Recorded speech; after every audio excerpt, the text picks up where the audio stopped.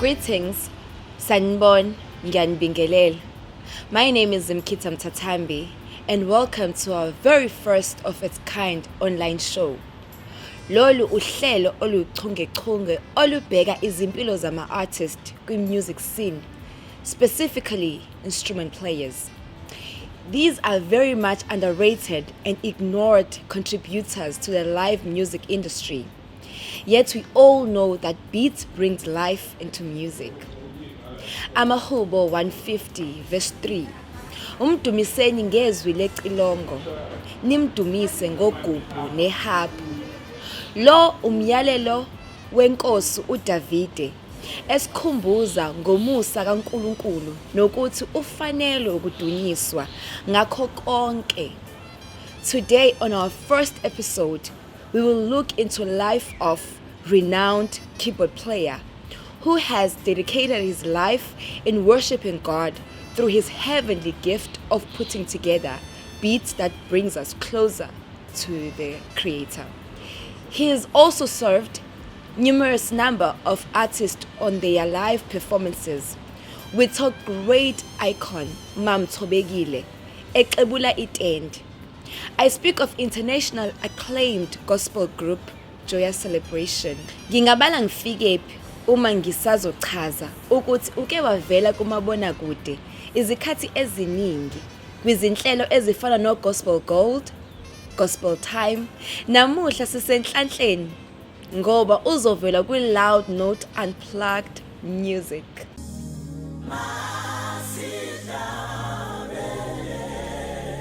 Ngiyabingelela ababukeli emakhaya, igama lami nguKhalihle Dumisa, suke eShowe, ngikhulele khona, ngafunda khona abangaphansi, afunde baqaqe primary school, ngasuka ngofunda eSandile. Secondary school ngaqeda khona umatric, umdlalo wekeyboard. Ngiqala ikeyboard 2005-2004 lapho. So ngumzalwane osindisiwe.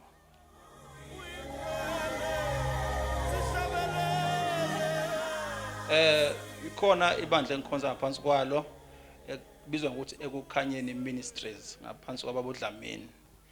Kodwa ebandleni mina ngidlala ikeyboard, ngiyenza noma yini futhi angikhokhelwa khona. But uma ngi-free ngalo Sunday ngihamba ngebandleni. But njengomuntu ojwayele ukuba busy ama Sunday, especially ngama weekends, suke siphumile ngomsebenzi.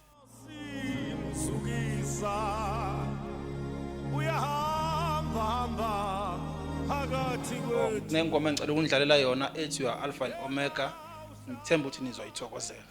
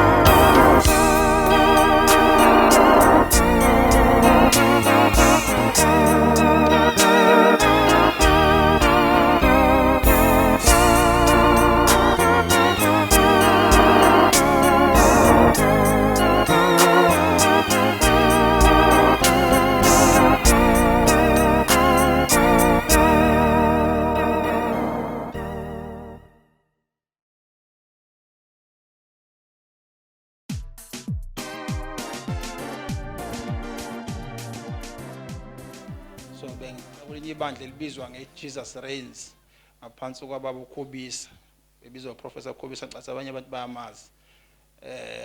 From 2005 lapho nje 2006 lapho kwaze washawa 2009 10 ngase ngaya kwelinye ibandla ekuthiwa iBread of Life ngaphansi kwababa uThithi Madlala sowashona. So isizathu sami sokuthi ngisuke ngala ngize ngala ingoba baba bengiceli kuleli bandla lithiwa iBread of Life ukuthi sicela usibani ngoba ube umuntu obuyasisiza ngezinye ikhathi ukuthi eze ngakuthina ngoba la bengikhona before Jesus Reigns ukhona abafana abawuthiwa sengibafundisile sase sibathathu khona.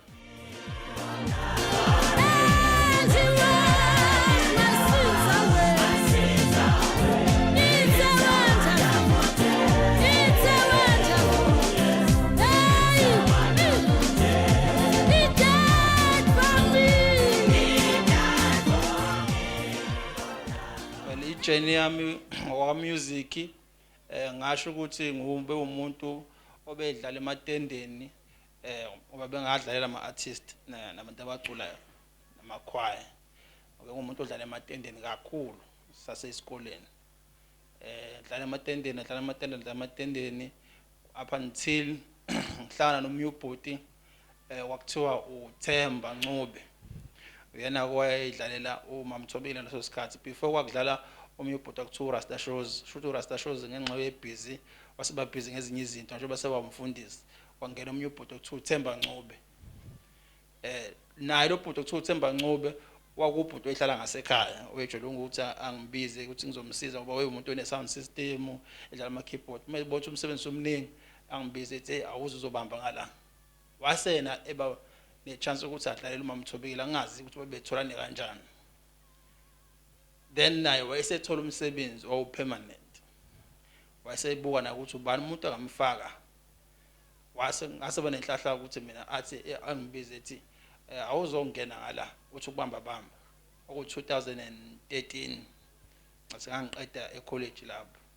So from 2013 ke introduce kuMamthobekile ngadlala after lapho kwasiba khona namanye ama artist ke engilokhu ngiqoma ngadlalela kancane yabo kuthiwa hayi mhlawumbe ngathi khona ukudlala kamnandi noma umuntu angibiza kanjalo apha wahamba isikhathi kwaze kwafika la khona sekuthiwa sicela ufike uzodlala e-studio. Ngadlala ke studio okusaqasa dlala kwenye enye live DVD esempangeni khona omnye ubhuti okuthiwa uDa othanda ukungahleka hleki nje masukuba omunye ukuthiwa uRasta Shows naye uThemba nami sadlala after lokho ngase kuthiwa ngase ngiba nethola ichance ukudlala ialbum bengasekho ke bona ngadlala ialbum ngoba angi full time mina kuba Mthobekile kodwa kulo live DVD yayidlalwa kwakudlala wonke umuntu wakwadlala uMamthobekile. So ngadlala kwase qhamuka neliculo lithi Wonderful Day.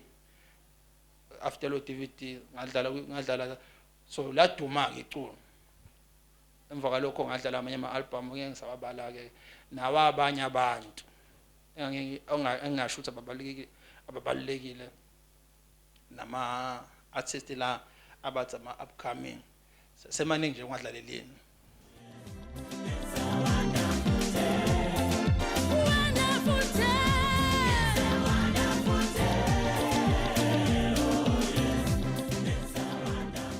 Engakubalula ukuthi senge ngavela na ku TV of which into yajabulisa abazali leyo.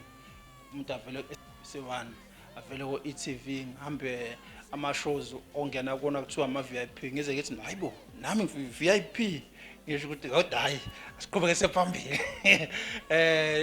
Udlala ama album njengo Wonderful Day ogeshure kuma DVD ama video ko YouTube into enjengalezo. Amagama ama shows angavela kona gospel classic, gospel gold, gospel time.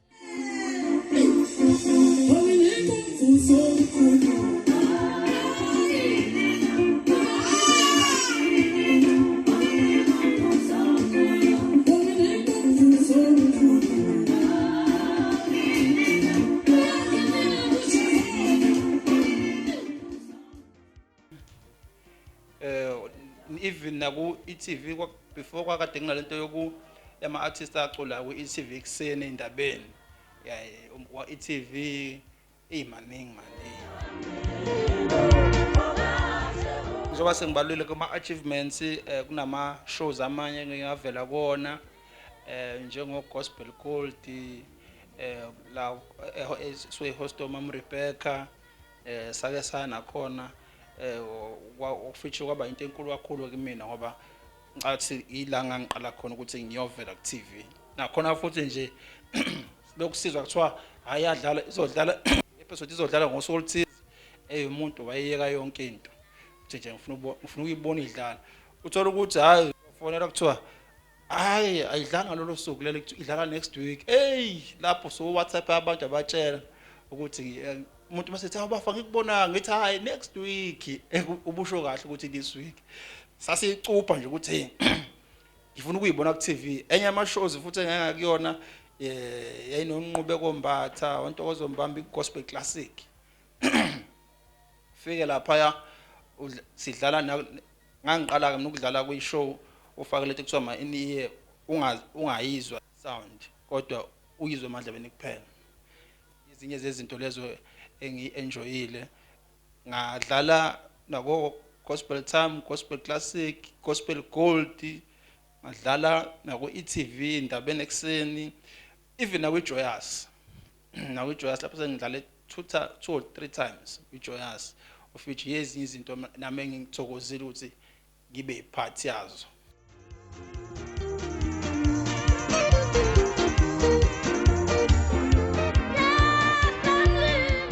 Ngicela ukuthi ngindlalele ingoma engithemba ukuthi izonibusisa ethi we glorify your name.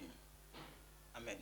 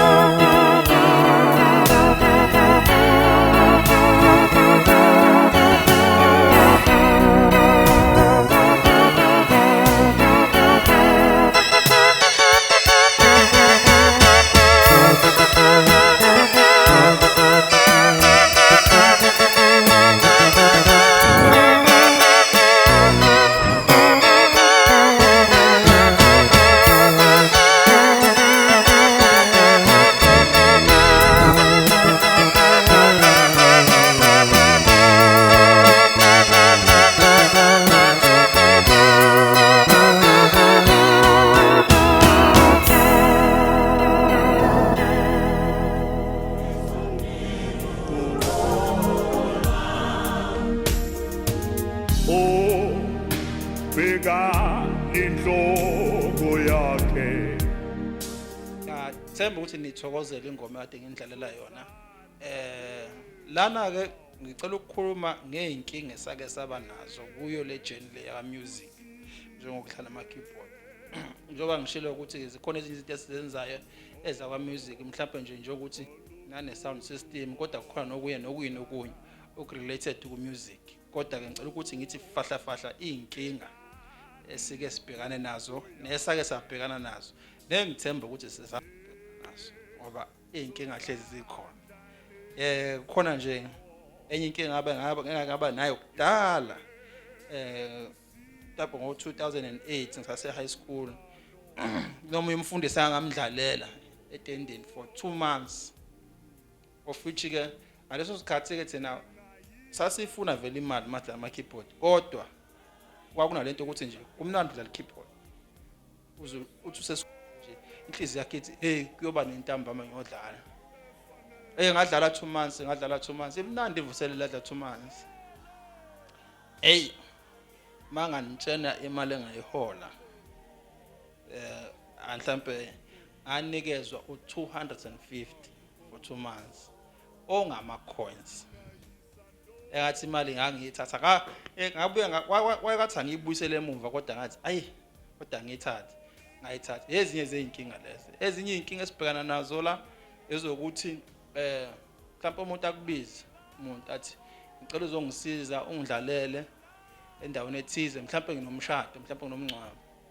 Akubiza umuntu ngenxa ukuthi nawe uyamthemba umuntu, ungafuna deposit. Okay mfethu ngizoza faka petrol ngishaya imoto ngihambe ngiyakhona. Ufike endaweni udlale kube mnandi sishane ngo5, kuphela inkonzo, kuphela umncwabo, basha abantu udlale kamnandi. Sekumele kanje ke emakhaya phela manje. Mfundisi singathi sengifuna ukubaleka manje. Mfundisi azenza into ebhizi. Ngeza manje. Uyazi inceke ngishawa network manje la, ngicela ukuthi nje ngicanga ukuthi mhlawumbe ngeke kuphela u5 minutes noma u10 minutes ingangenile ibuhamba wena ngoba nami nginabantu afuna ngibagade la, okunabantu abazikhulu ekufuneka ngidlale nabo. Kodwa nje ngithembe uhambe ushaya imoto kuphela 10 minutes umfonele umuntu ifone off. Manje uzibuza la ukuthi ngempela umuntu usuke ngempela engashayi ngani izandla mayebona ukuthi ngeke azakwazi ukukhokhela. Ominye imibuzo lesibuza yona ngempela ukuthi ekufunayo abantu mabesibiza ngempela kungcono umuntu akubiza azi ukuthi asho ukuthi mfethu imali ayikho ngempela ngicela uzongisiza ngizokunikeza upetrol wangempela. Kunokuthi umuntu udlale ngayo umsuse eThekwini uhambe eShepstone ngifaka upetrol wami ngihambe ngiyokusiza. Mase kufanele sengibuye sekuyinkinga manje ukuthi wenze imfanele besivumelane ngazo. Ezinye zeinkinga esibhekana nazo lezo. Ezinye zeinkinga futhi esibhekana nazo ezokuthi ngempela imoya ayigcina sihluthwa ngempela. Owathi omunye umuntu wasezayona ungcona ukukhumula ijazi alibekele, ungathi ungakhumula ukholo libekele. Umuntu avele ngempela abe umuntu ongakwazi usuqeda ukusebenza. Kodwa ungakasebenzi sokujele no custard ke inkinga sibhekana. He is the hope of glory. The hope of glory. Dilana lezi zinto ngeindlela ezahlukene. Njengoba ngishilo ukuthi bakhona abantu abake basithintithe ukuthi izinto zenziwa kanje. Kodwa masikhuluma iqiniso. Khona lapha ehluthwa khona imoya ngempela. Gcina ngempela sikuhluthe imoya sokukhuma amazwi ngempela angekho right. Ngoba kwesisikhathi into ebhlungu ukuthi uyeke enye igig obunayo bizokuneza 5,000.